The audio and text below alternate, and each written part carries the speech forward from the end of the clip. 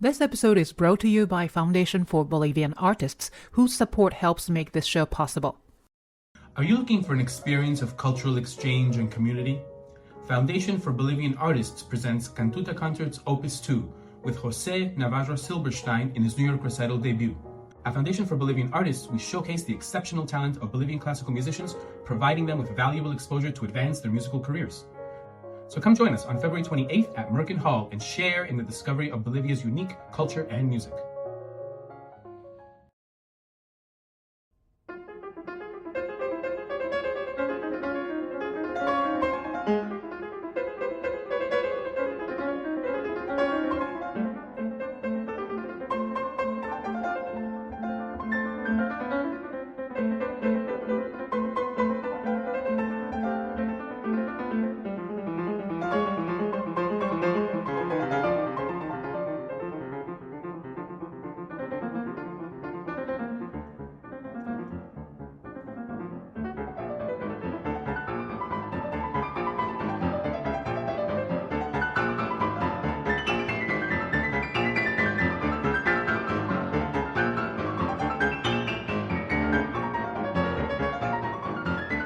Hello, PianoPod friends and listeners. Happy New Year 2025.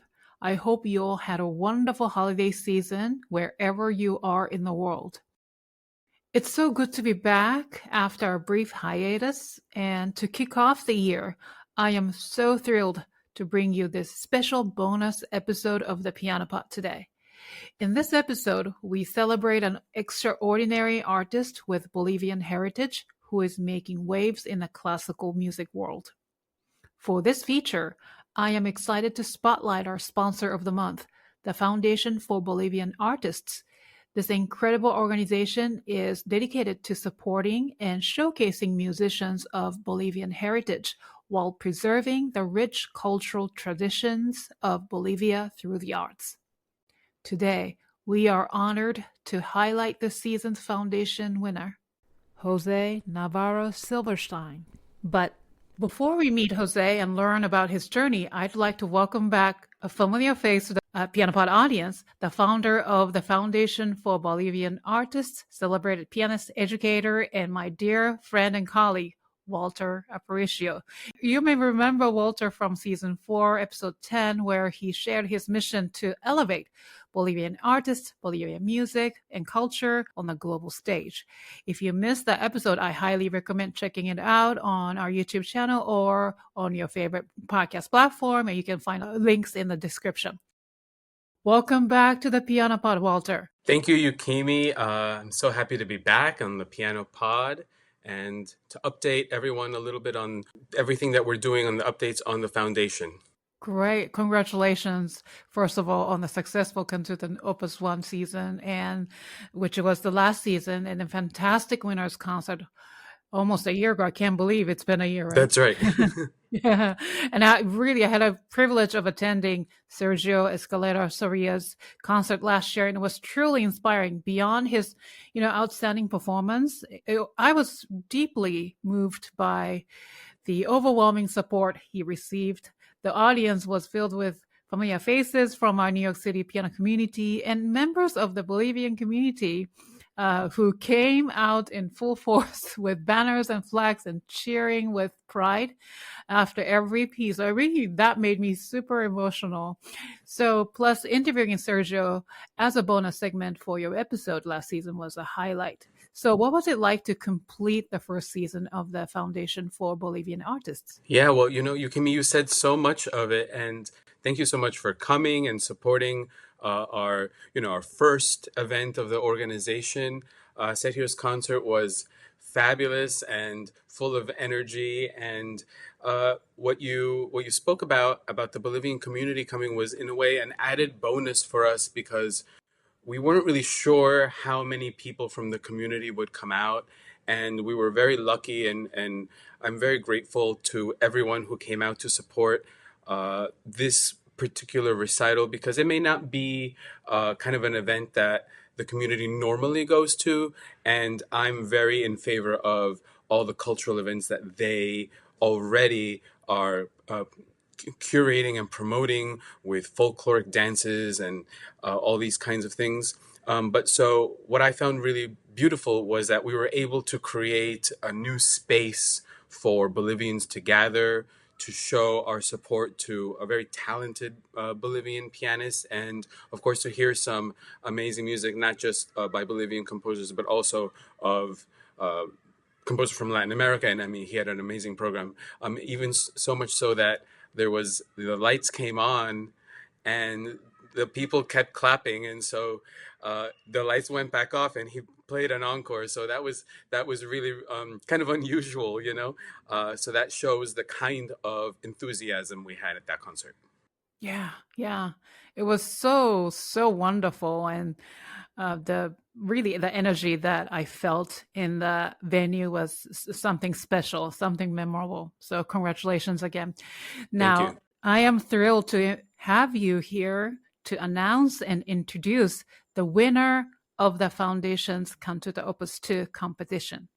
That's right. So today we're very thrilled to announce the winner of Kantuta Concerts Opus 2, our second concert, and it is José Navarro-Silberstein. And he's an incredible young pianist who has really been playing all over Europe. He is currently based in Brussels, but he grew up in La Paz, Bolivia, and his talent is very electric. And so he was definitely a favorite among the participants and applicants this year.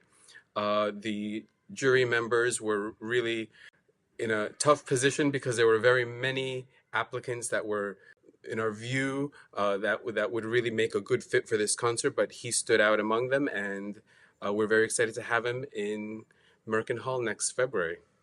Wonderful. And so when is the concert? So the concert is February 28th, Friday, February 28th at Merkin Hall in New York City.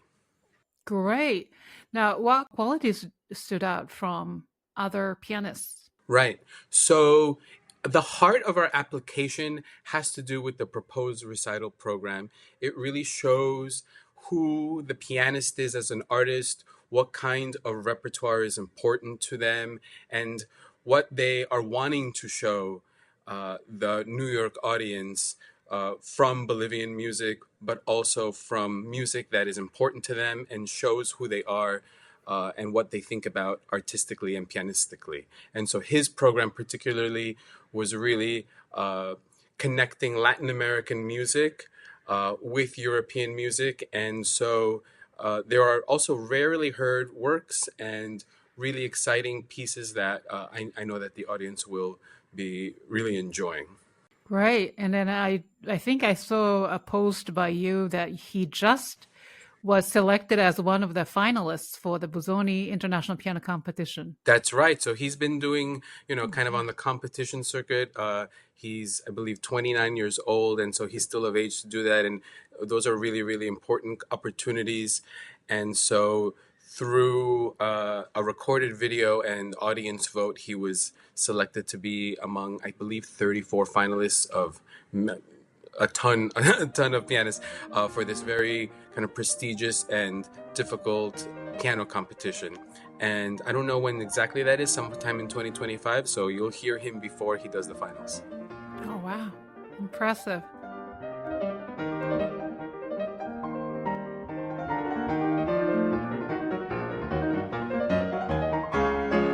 We are so thrilled to welcome José Navarro-Silberstein, an extraordinary concert pianist and the recipient of the Kantuta Opus 2 scholarship awarded by the Foundation for Bolivian Artists.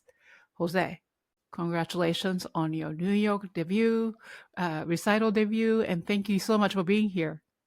Thanks to you, Kimi. It's a big honor for me to be with you and to share some insights about my life as a pianist, as a musician, and my upcoming projects. Thank you. So first of all, congratulations. And you'll be performing at Merkin Hall, one of New York City's most iconic and esteemed concert venues, on February 28th, 2025. Exactly. Yeah, 7:30 p.m. It's a prestigious achievement, and we are, as New Yorkers, one of the New Yorkers, delighted to have you here in the city. And so, right now, where are you joining from? At the moment, I'm in my native city, La Paz, Bolivia. Yeah, I'm very excited to be here after, yeah, it's been like 1 year and a half almost. Folks who are listening or watching this episode, currently it is December 16th, 2024, and Jose just hit another massive milestone in his career. Jose, you were named as one of the grand finalists of the 65th Busoni International Piano Competition, right? Indeed. Oh my goodness. Wow, Oh yeah. please tell us more about this briefly. Yeah. Well, of course, I'm incredibly excited and flattered, and this I'm so much looking forward to be in Bolzano actually for the second time, because I've been also a finalist in 2021. Yeah. But now it was very special because I was in Japan. I came to the Hamamatsu competition, and then I had a couple of weeks, and I could have my first international round in Tokyo for the Busoni. Yeah.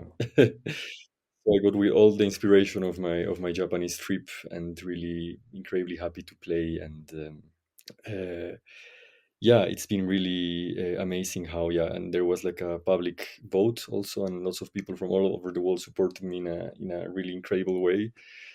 And yeah, I'm so flattered that now this can be possible, and I can be a finalist in Bolzano, and prepare myself in every sense to be the best in the final rounds in August 2025. Oh, it will be August 2025, the Yes, exactly. final Yeah, yeah, round. Okay. yeah. The final round. Yeah, so I have plenty of time. I mean, that's a very good thing of the Busoni, that really allows you the time to prepare and think carefully um, Hmm. about not only the repertoire but many aspects. I Jose, think that's before playing. Yeah. that's amazing. But tell us, what's the strategy? Yeah, well, I mean, last time it was during COVID, and it was basically, I mean, there were not many concerts, so I said, okay, this is gonna be like my only goal, and I really like focused so hard on that, and it was great, of course, but I think it was a bit too much.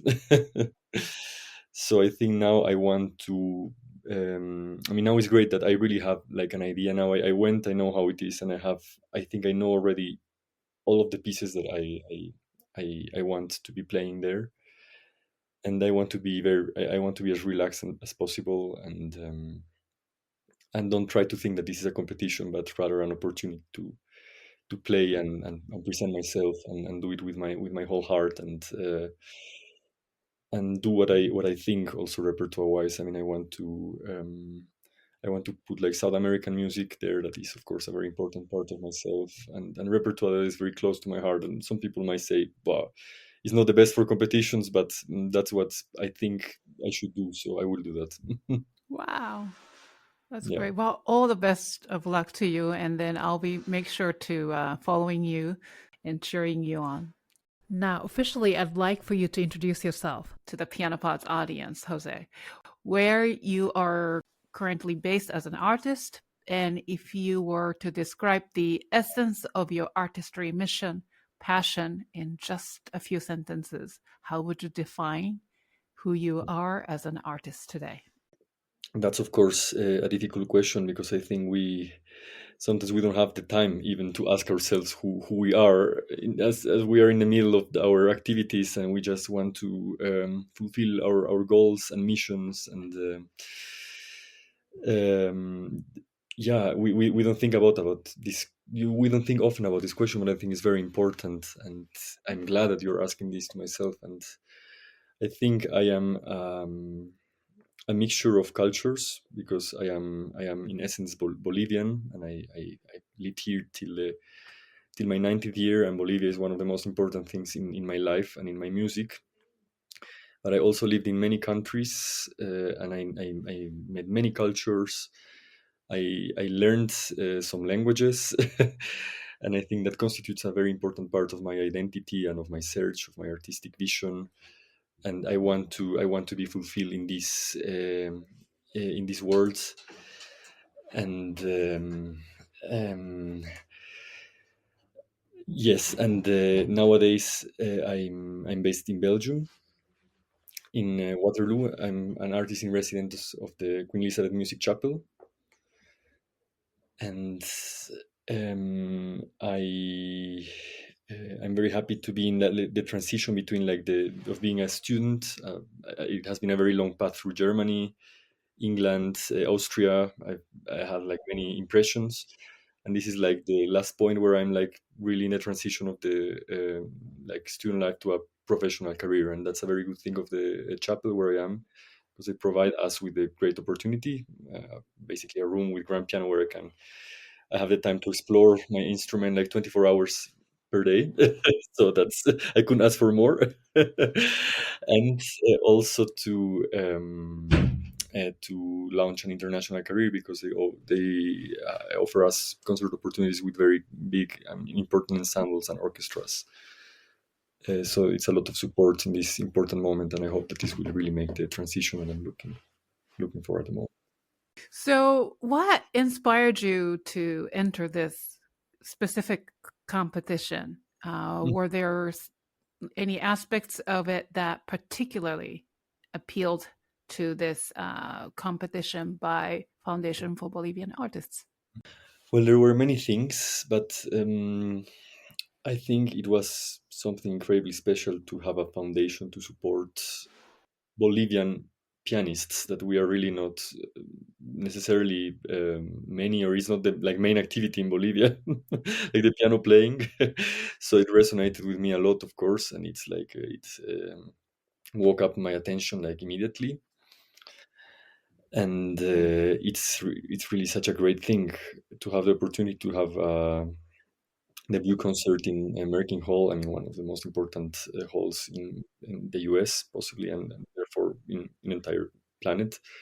So it's a very prestigious thing for me, a very big opportunity. And of course, as my biggest passion is to play, and through my playing, discover new cultures and new opportunities, new publics. I thought that this is like the really excellent opportunity to open myself to new worlds, like in the United States. And, yeah. Mhm.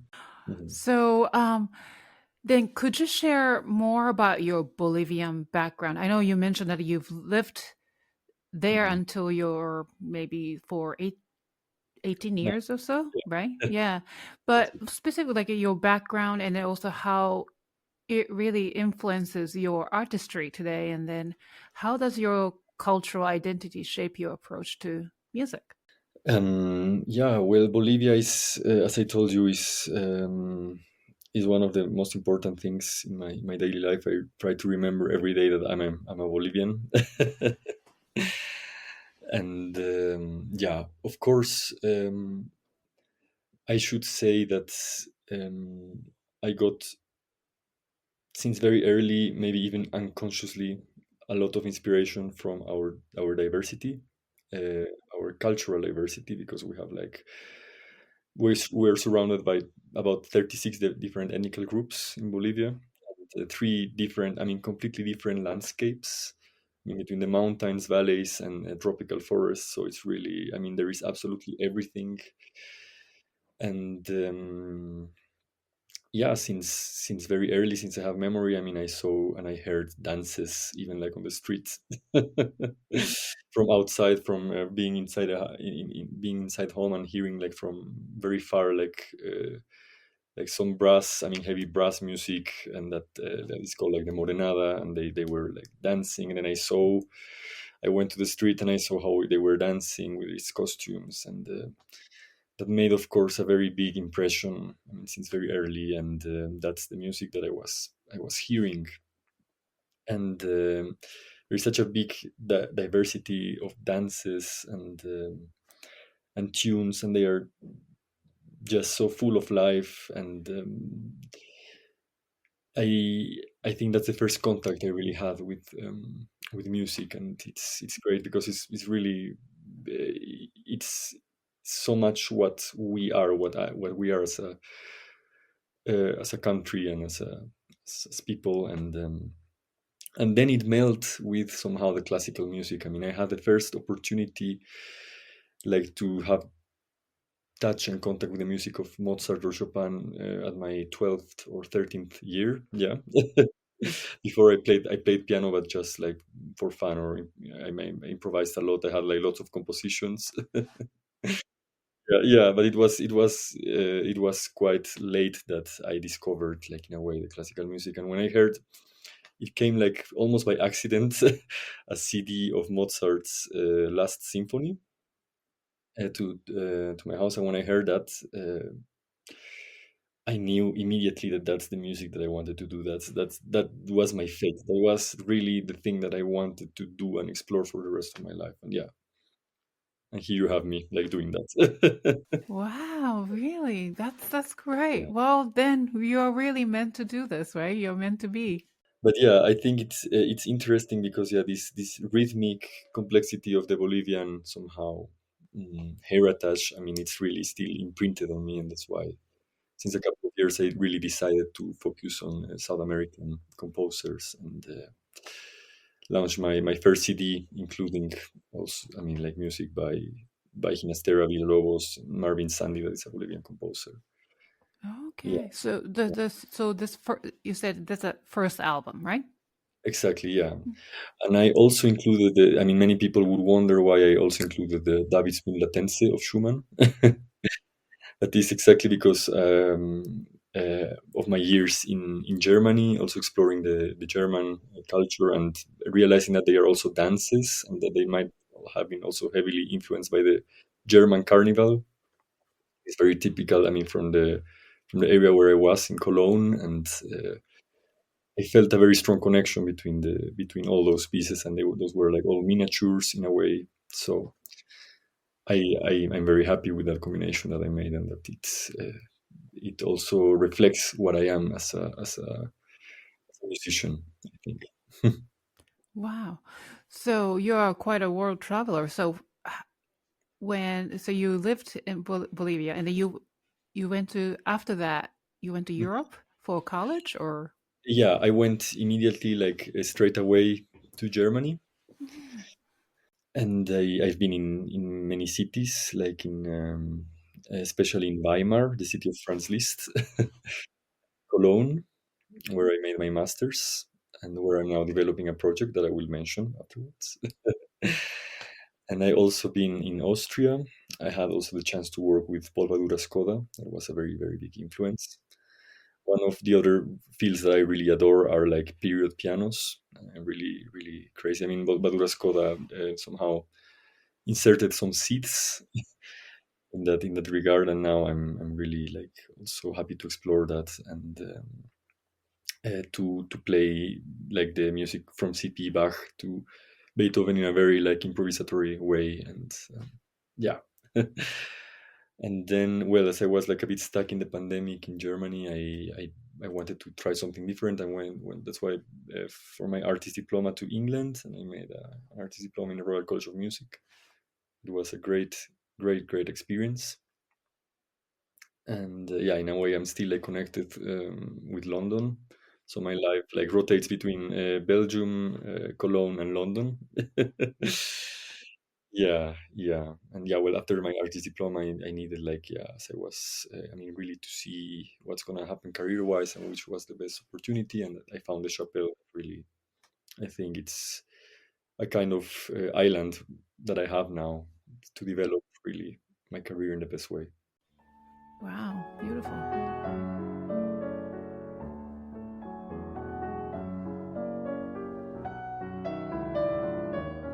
So now I want to know what you'll be playing at the concert on February 28th. I'll be there, by the way, so I can't wait. And I'm so looking forward to it. So can you tell us each piece that you'll be performing, and then the name of the composer? Hmm. Yeah, well, I decided to make a kind of combination between European and South American composers that, in a way, influence a bit each other. So of course the focus is on the South Americans. So I'll play pieces by Bolivian composers as Eduardo Caba. Is one of the pioneers. I mean, he's like one of the first actual like Bolivian composers to insert like our like Indian roots and traditions. I mean, indigenous. I mean, yeah. But he calls actually these pieces like aires indios. Yeah, where you can really feel, I think, this very strong tradition, Bolivian tradition, melting piano music that I think it's one of my essences, of course. Then by the other Bolivian composer, a couple of decades later, is Marvin Sandi.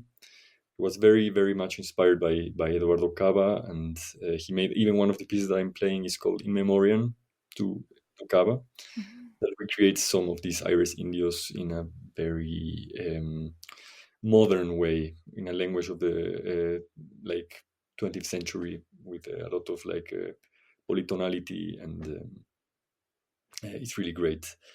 And then also of Sandi, like some Ritmos Panteísticos that are like incredibly like visionary and modern. There's even like a 12 tone piece that is like, I mean, melt with some like Bolivian dance, of course, is something incredibly bizarre and but unique, and that I really love to play. Yeah.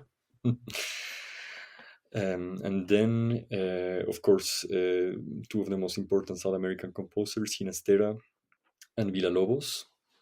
So I'll play the Estudio de Danzas Criollas, that are of Ginastera, that are Argentinian dances, also in a very modern 20th century approach. They are actually not only Argentinian. I mean, the Criollan sense, I mean, could be also meant by the south of Bolivia. So that's, of course, something that's very, very much connected to my identity. Yeah, and the Villa-Lobos is one of my favorite pieces, the Ciclo Brasileiro, that are like four different pieces that represent different parts of Brazil, and they are also very much inspired into his European contemporaries. I mean, there you can hear a lot of Stravinsky, Debussy, Prokofiev. I mean, it's very, I mean, the evidence is very clear, but it's made in a very, very great language. And that's why I chose to play also the European part. And there is a selection of the Saudades do Brasil from Darius Milhaud, a French composer that was a very good friend of Villa-Lobos, and he was very much inspired on Brazilian culture. He wrote many, many pieces we know as Scaramouche, for instance. I mean, they're inspired in, yeah, and these are like, it's a solo piano cycle that inspires in different like neighborhoods of Rio de Janeiro. So I think it melds very well with the Ciclo Brasileiro.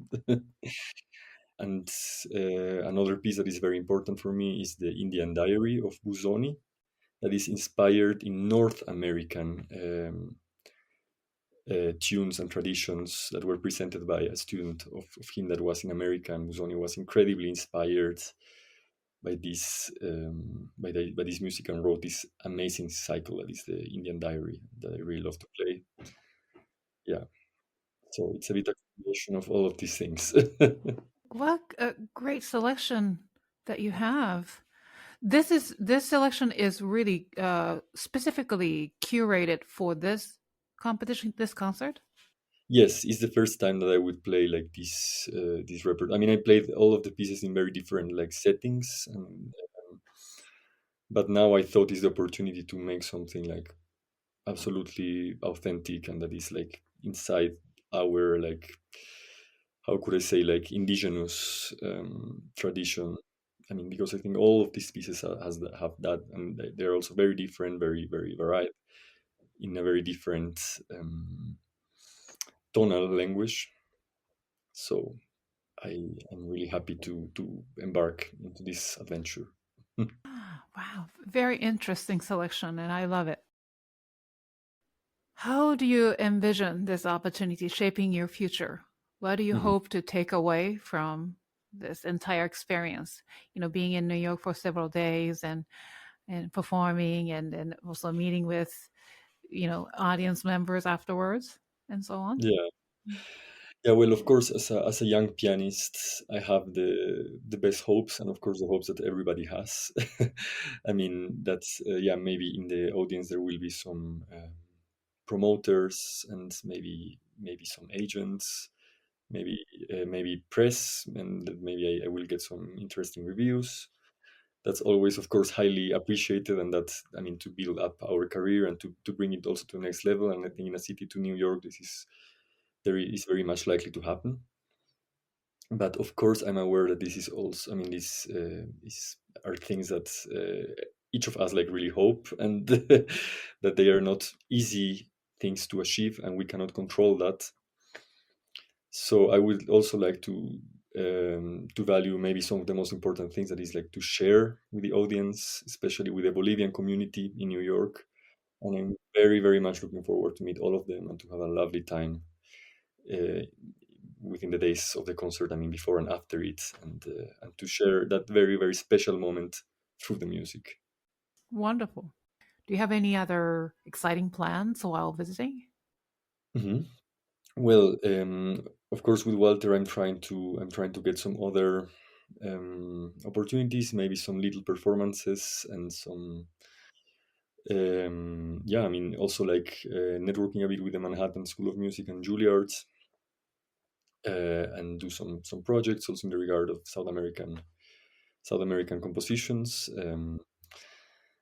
and maybe going also to some other areas nearby, also to meet people, and maybe have some little house concerts and connect a bit, but also, of course, explore and travel, and also be influenced by the amazing culture. I mean, it's such a special zone. I think the East Coast, and with the cities around like Boston or DC also, and maybe have a day trip, and in New York, of course, too. I mean, I think maybe a lifetime wouldn't be enough to see all what is there.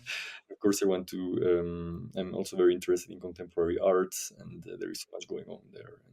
So I'm very excited. Yeah. All right. So, looking ahead, what are the next steps in your musical journey? Are there any specific projects, collaborations, aspirations you're pursuing as you build on this achievement? Well, at the moment, I'm focused on keep doing competitions like the Busoni, and I'm trying, of course. I'm hoping to have some other opportunities also in 2025. Is like, I think, is the year where I can do most out of it. So I'm really working on filling my agenda from like, especially from 2026 onwards. I mean, to have like also, I mean, to have this year really to focus well on the competitions. That it's like in a way my last call. Yeah, but I have a very, very, very important project, as I mentioned briefly before, and this is called Mazurka Concerts. It's something I initiated in Cologne, a city where I live, and I think is the place where I felt most at home after La Paz. And the concept of this concert series is to bring classical music to younger audiences, like the people of my generation or below, so that we really can cultivate this and and to be really to make it in a very fresh and very, very spontaneous and very accessible way. That is not always easy, and it's something that I've been developing from the last 2 years, and we have been incredibly lucky to have a kind of sponsorship from Bechstein. I mean, they have been really amazing. They gave us like a brand new grand piano where we can really do our concerts, and we had, I think, 4 or 5 concerts this year already, and I want to bring it to really to a higher level in 2025. um, yeah, and also explore, of course, some other types of music, like electronic music, that is really especially Really? ambient. I'm really, really interested in that. Wow. Yeah, I didn't do much, but I have really this very big wish to explore more. Really? Oh, how wild is that? Yeah, yeah. Oof, yeah. It's just incredible because, as I told you, I improvised so much in my like childhood, early teenage years, and I had also like some bands, and I had like a very specific language, and I never knew what it was till I kind of discovered like ambient. I mean, things like Fortet, for instance, or John Hopkins, among many more. Where I feel that that's maybe also part of my music vision and my identity and what I really like. Yeah, and I have to say what it has been really inspiring me very much is also like some Japanese ambient, like Meitei and particularly Susumu Yokota. He's might be a bit like forgotten now. Unfortunately, he passed away, I think, like 10 years ago. But he is just incredible for me, and I've been listening to a lot while being in Japan, because he it's very often that he loops like just little fragments of classical musical pieces, sometimes even just one chord, but you recognize it in the way it's made, and he puts he makes like the most accomplished and highly sophisticated music out of it, and that inspires me very much. And in the century in which we are also open to explore that a bit. Sure. And honestly, yeah, in this day and age, you can really have multiple sort of identities as a musician, right? Yeah, it's not Exactly. just one thing. Yeah. Exactly, and I think it doesn't have to be something that you will necessarily like show up. Even if you do that for yourself, it helps you to develop like many other fields of. In my case, my playing. For instance, when I started hearing that, I think many things opened into my approach, even with Chopin or Schumann, or I don't know, or Bach. Maybe especially Bach. Huh? As I also like a lot, like Wendy Carlos, that synthesized like lots of his works, and or Delia Derbyshire is less known, but yeah, it shows that our music can work in any setting. It's really amazing. Thank you for sharing all this. So, Mhm. so for our wonderful listeners, if you are in the New York City metro area on February 28th, 2025, or even if you're not, but would love to visit the city, don't miss José Navarro-Silberstein's exciting solo piano recital at Merkin Hall, Lincoln Center. Tickets are selling fast. So head over to the Foundation for Bolivian Artists website at bolivianartistfoundation.org/opus2. The link is also listed in the description of this special episode. From there, you'll be directed to the Kaufman Center website to purchase your tickets. And here's something special just for our listeners. Use the exclusive promo code OPUS2 at checkout to receive $20 off of the $45 ticket price. So that's a nice, huge deal, right? Yes.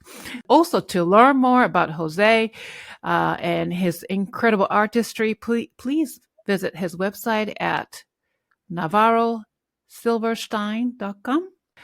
And if you would like to learn more about the foundation and support its mission, please visit bolivianartistfoundation.org. Once again, all the links are in the show notes.